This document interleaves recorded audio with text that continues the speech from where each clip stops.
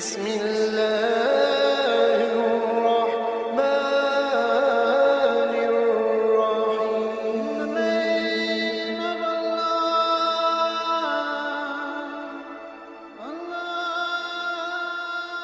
الرحيم. بسم اللہ الرحمن الرحیم.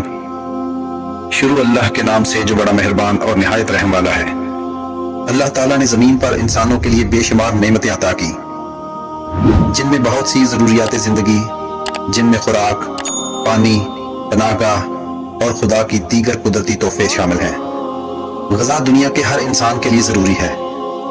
اللہ تعالیٰ کے پیارے حبیب حضرت محمد صلی اللہ علیہ وآلہ وسلم کی عادت مبارک یہ تھی کہ جس قسم کا کھانا سامنے آتا اسے تناول فرما لیتے اور نہ کسی خاص قسم کے کھانے کے لیے اہتمام فرماتے.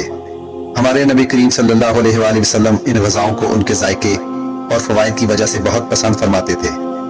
نمبر 1، کھجور. کھجور اہل عرب عموماً خوراک کے طور پر استعمال کرتے تھے. حضور پاک صلی اللہ علیہ وآلہ وسلم نے کھجور کی بڑی تعریف فرمائی، خصوصاً اجوا کھجور کی. حضور نبی کریم صلی اللہ علیہ وآلہ وسلم کو کھجور بہت زیادہ پسند تھی اور اس کا بہت استعمال فرماتے تھے. رسول اللہ صلی اللہ علیہ وآلہ وسلم کا ارشاد ہے کہ جو شخص روزانہ صبح کے وقت 7 اجوا کھجوریں کھا لیا کرے اسے اس دن زہر اور جادو سے کوئی نقصان نہیں پہنچ سکتا. ایک اور جگہ ارشاد ہے، اجوا جنت کا پھل ہے، اس میں زہر سے شفا دینے کی تاثیر ہے.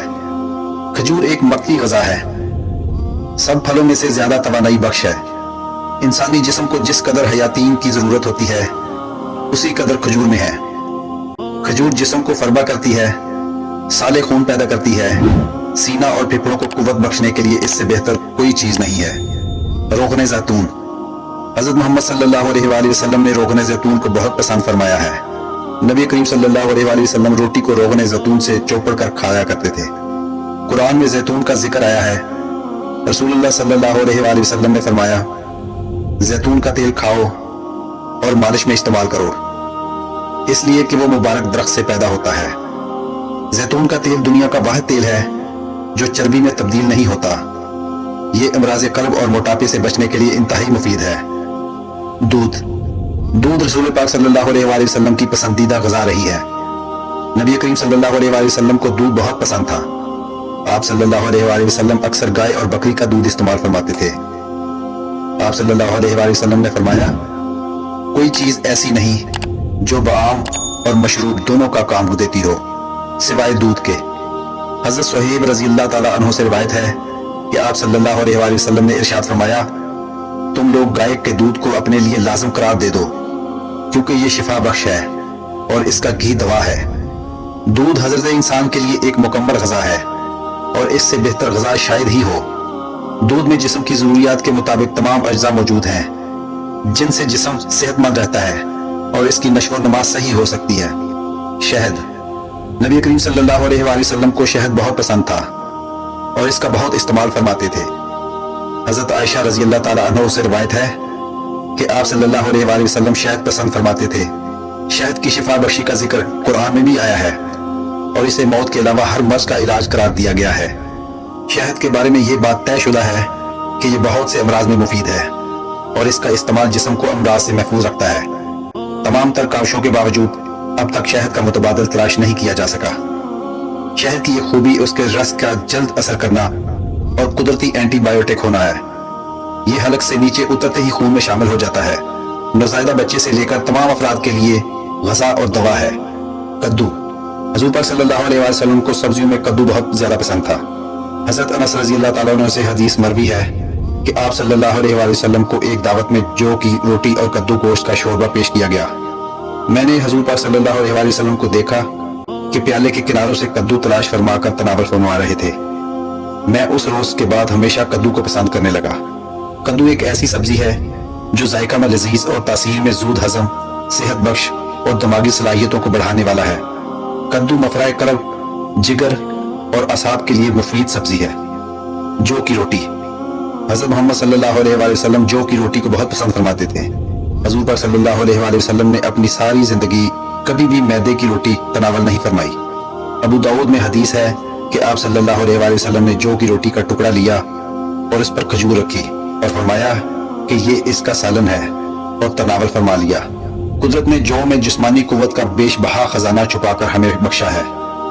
قدیم زمانے میں جو کا استعمال بطور علاج اور قوت بخش غذا میں ہوتا چلا آ رہا ہے۔ سرکہ، نبی کریم صلی اللہ علیہ وآلہ وسلم کو سرکہ بھی بہت پسند تھا۔